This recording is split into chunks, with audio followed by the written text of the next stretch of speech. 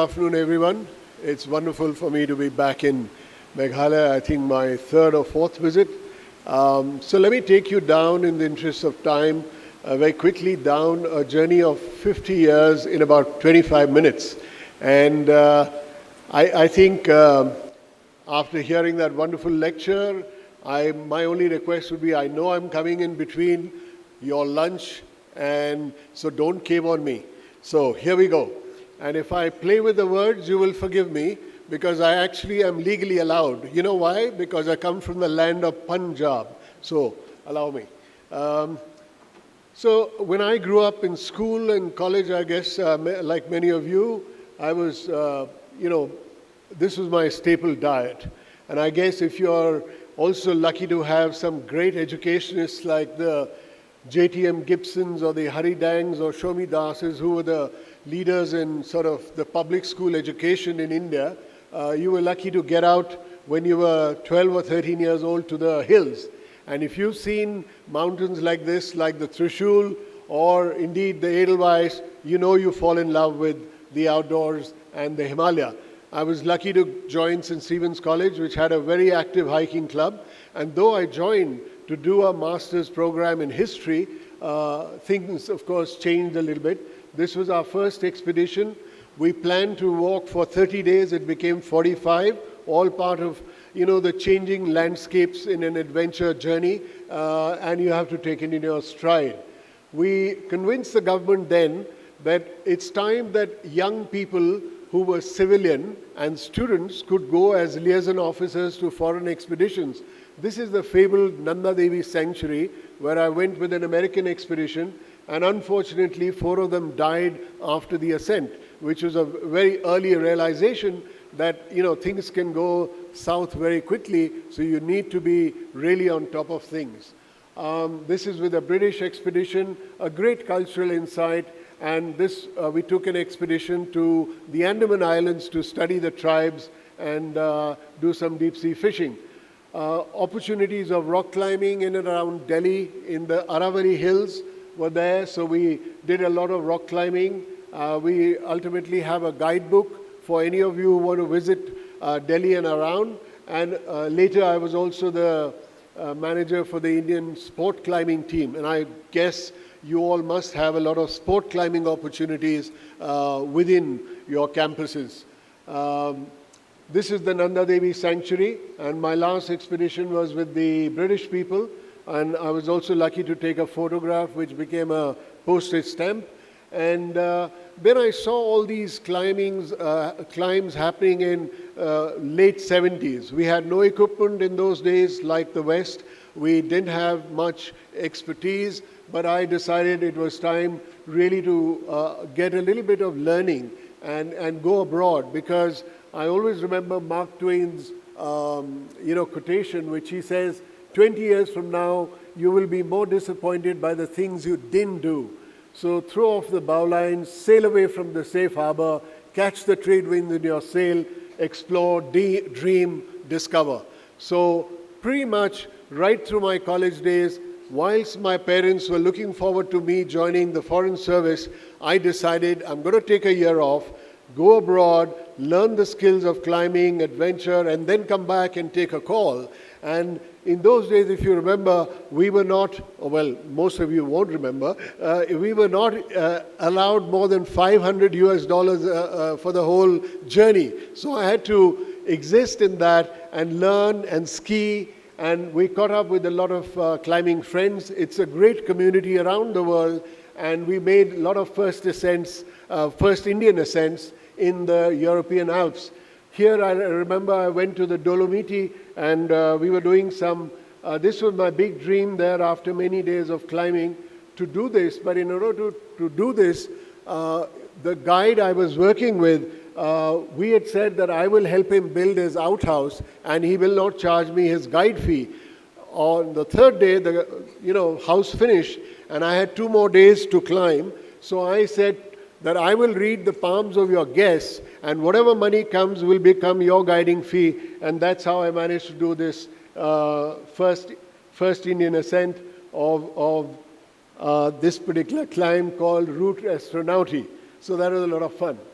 This is the German Alps, called the Bavarian Alps, then to Switzerland, the Engadine Valley. And around that time, we had hang gliding discovered in Chamonix, and I was able to take a tandem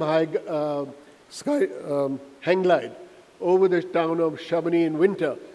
I soon went to the UK and started to learn extreme rock climbing, and then became an instructor there, and then moved on to the sea cliffs. This was a unique experience where you could actually go and do some pretty steep climbing. That was our route that we would follow, and that man exiting. Some Langlauf skiing. This is quite a easy and a good thing to do in your own hills. I was teaching at the outward bound Lochiel in Scotland, did some ice climbing there. So I just wanted to get a hang of all the skills before I went into adventure travel. And this was one of the last climbs, which is again a first Indian ascent in the Scottish Highlands. And I guess that kind of, captures the spirit, because I came back and I said, I really want to follow my passion. And in those days, parents would normally tell you to become a doctor, or engineer, or a government servant. And so I took a risk, which is pretty much the template of adventure. And I said, let's give it a shot. But we set up a company, Ibex Expeditions, and we started to help all the foreigners who would come to India to do treks or any sort of adventure travel across the country.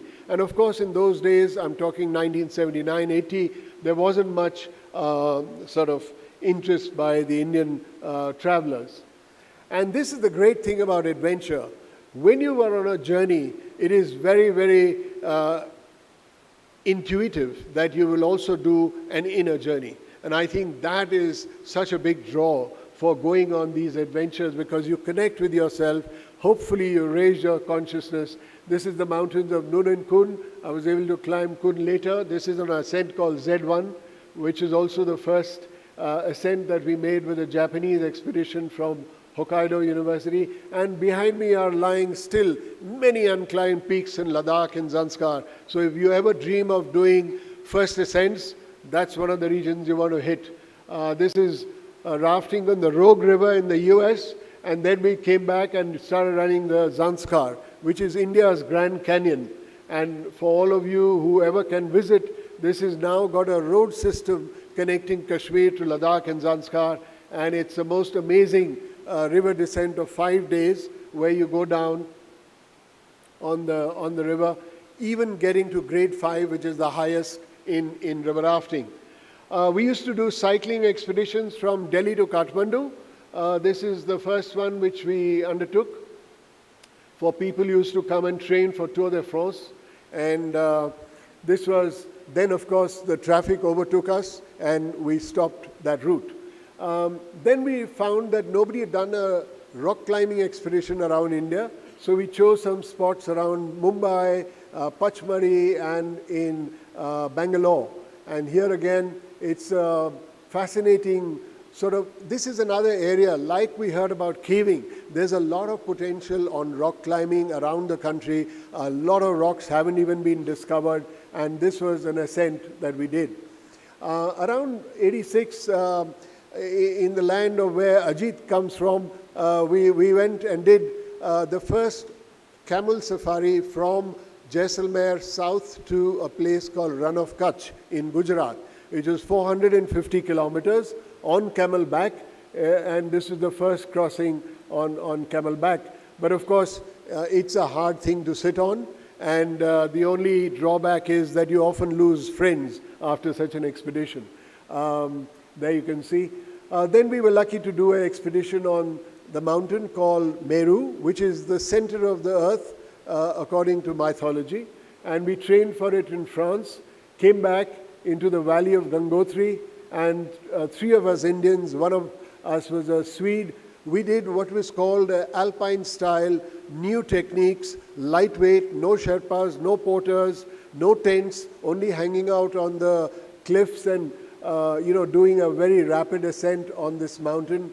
And we were able to do one last bivouac and reach the summit of this mountain called Meru. Now I have a 2-minute clip, and if it plays with me well, then we see it. Otherwise, we'll proceed. Oh yeah, here it is. It's a 2-minute clip out of a 24-minute film that was made. Do we get sound?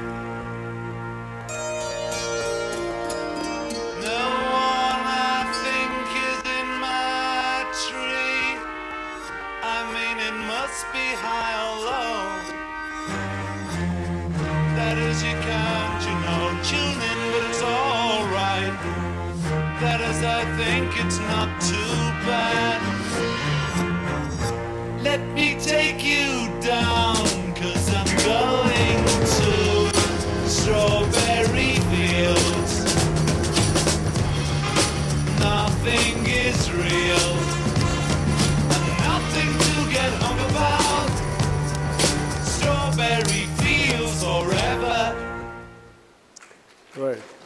Thank you. Well, so that was, oops. Yeah, well, that was Meru. And whilst we were climbing and being quite active and getting tourists to Himalaya and so on, we also discovered that we really don't have a very robust system on mountain rescue.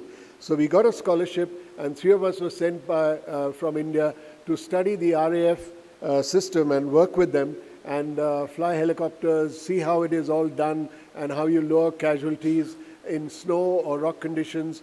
We studied the system in Europe, which is on a paid basis, insurance backed, and we came back and Sir Edmund Hillary became our patron, and we then adapted the system into India, and it was taken up by some of our climbing institutes and so on.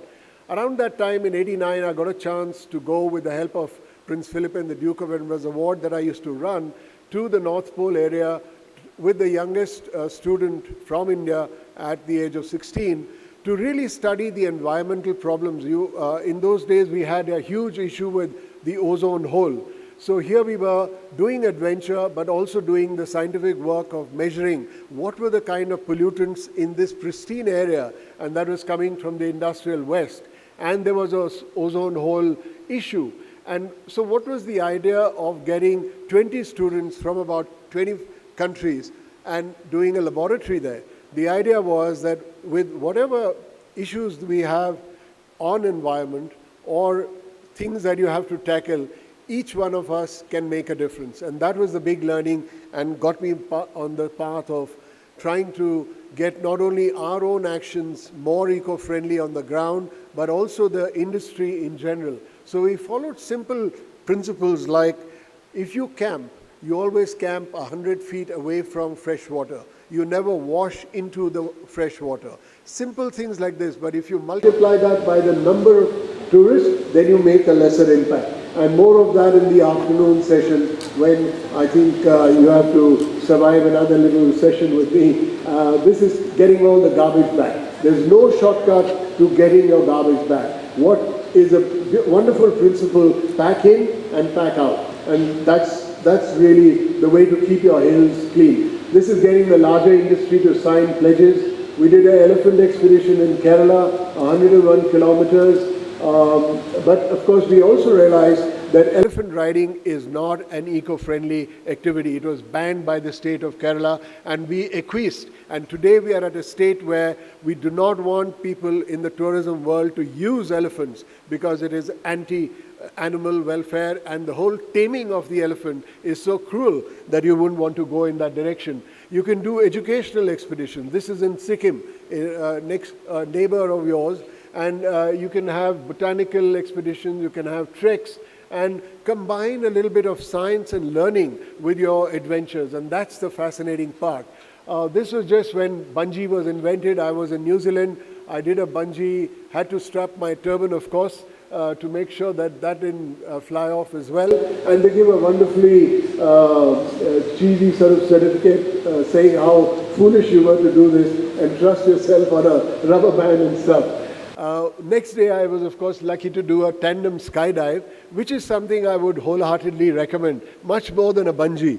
And I was so excited, I rang up my wife in India, and I said, you know, Anita, I did a bungee last evening, and I did a tandem skydive in the morning. And like a good wife, she responded, after a small, silence of a few seconds, she said, I would have killed you if you hadn't survived, So, anyway, that's traveling up in the hills, always lucky to meet the Dalai Lama, and that's a wonderful area of Ladakh, which is something that we also pioneered a winter tourism product here with the state government of J&K and the government of India, because nobody used to get, sort of employment in the winter.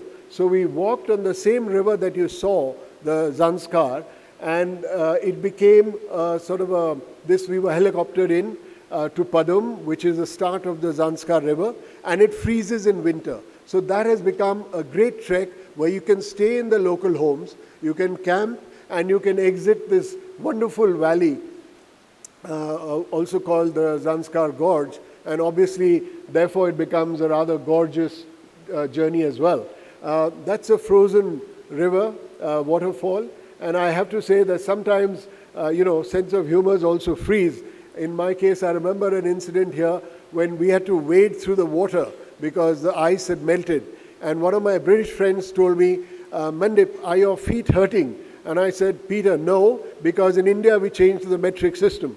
So, stuff like that. Anyhow, this is the end. Then we had an expedition to the Alps. This was a wonderful project in 2002, celebrating or experimenting that can tourism bring peace, and can, through climbing, declare areas of conflict like the Siachen Glacier into a zone of peace, because the environmental impact of soldiers being there is so huge. And the Aletsch Glacier is what they declared as a World Heritage Site in Switzerland. So could we replicate that in India? And just to make a point, we had a person who came from England, and he had no legs, no hands, and these are prosthetic, and he did every climb with us just to give us the message that everything is possible in life. This is the president of Switzerland who became our patron. We spoke at the UN, and of course the guns are still firing occasionally, but we hope that one day, in a very long term, peace will prevail. And in the meantime, the Indian Army and the Pakistani Army have reduced their ecological footprint. So there was a small good fallout of that. We did a trip into the Andaman Island. We climbed the only volcano of India over there. And then we wrote a paper for the government on how they must conduct tourism in these very, very fragile areas where you can't also have the tribals being harassed the way they were. We've invited people from around the world to give workshops. This is a great model in Kerala that we replicated, and I think Raj, you spoke about that. Turning poachers into guides is a very good model now that we can follow pretty much anywhere. And we were involved in this project in Nagaland, where we converted the entire village of Konoma, who were the hunters, and now are bird watching guides. That is a sanctuary, and it's a well-documented thing where they earn a lot more with tourism. We've been to Bhutan, Borneo, and I'm just going to skip through very quickly on some of the continents that we visited in the interest of time. But again, with most of our journey, you could do this with any of your journeys, if you can attach a higher purpose to that journey of doing something good, using the tourism model to do something good, then it's wonderful. This is Borneo. Borneo is this pristine forest that you always hear of and dream of, but they had cut their forest to put palm plantations. Very sadly, what I hear is likely to happen in Assam. So what we did was we planted trees just to make a statement that, guys, we need to remember that rainforests are hard to come by. So before we start doing anything, let's try and do something. Chambal is an ongoing project of ours with the Madhya Pradesh Ecotourism Board, where we are trying to convert these dacoit families into guides and also become homestay recipients, because they often say that if they have guests, they will make sure that nobody comes to harm, unlike popular perception. Tibet, again, a wonderful plateau that you can drive through. The Kailash and Mansarovar are quite familiar to us. There is a lovely trek of 3 days. And of course, we went to the Everest Base Camp. And then we wrote about it, how they are putting in roads. And this is another huge issue that we must look at, not only Meghalaya, but the whole of Northeast, and indeed the entire Himalaya, that before we put in roads, which are very important for us, and indeed they are the lifeline for many communities, but we must protect our wilderness as being the wild place. Because there are foundations around the world that are actually collecting money to buy places and add them to the wilderness, because the purity of wilderness is linked to the growth of the human soul. So before we do many roads and such like, and this was of course a debate recently in the New Zealand High Commission about the crowds on Everest, and I think we'll hear more about that from Anand when he talks about his polar journeys and hopefully touches on Everest. Some other climbs around in the Alps, and there's a lot of opportunity now to do what is being done in the Alps, in the lower hills of Himalaya, and of course in Arunachal we've spoken to the communities to bring ecotourism, and I know Oken was here and we've been chatting about how important it is to do border tourism, to open our borders, to allow people to know that this is our land, but at the same time not to do the pitfalls that we had in other parts. We've done many books and workshops, been to Mongolia, to other places like Mauritius, to Madagascar. This is a World Heritage Site, which is a place where people have done rope work and you can go as a tourist. The lemurs, 80% of what you see in Madagascar is endemic. This is the upside down trees. We hired a dhow to replicate the journeys of the early, sailors. This is Peru, trekking through onto Machu Picchu. And there's a joke about the wife wearing different hats and changing destination, but I won't get into that. That's Morocco, the High Atlas, the Hogar. And of course, when we did a camel safari here, I knew that we didn't want to do it for more than 45 minutes. Not 10 days, not 450 kilometers, and so on. That's Namibia, another fascinating part of the planet. So what I want to say is that if you ever get the chance, either to do tourism yourself or to facilitate it for others, our planet is unique. And if you get the chance to experience it, then you're a blessed soul. And there are so many diverse opportunities. We've got to celebrate travel. We've got to celebrate tourism and see what positives that we can get out of travel and tourism, and to build communities, to build anti-poverty issues, to build conservation issues. And that, I think, is the great thing about the diversity of our world that we should be celebrating. And the last is, of course, the Antarctic, which I'll be visiting shortly again, and maybe we hear more about it. But this is the area we need to protect. In 2048, the Treaty of Antarctic will be scrapped or it'll be renewed. And if the world decides to come and mine it, then we are all messed up. because the sea levels will rise and you know your science and so on. So Antarctica matters, and I think we all need to worry about all the explorers who went there and have managed to keep it pristine and away. So a lot of the travel associations are supportive of this initiative to say that we must keep it as it is, and if we can pitch to governments, to civil societies, to pressure to not allow this to change, then I think we are doing okay. And I need to run through so that that's pretty much, I think, the end. Thank you very much.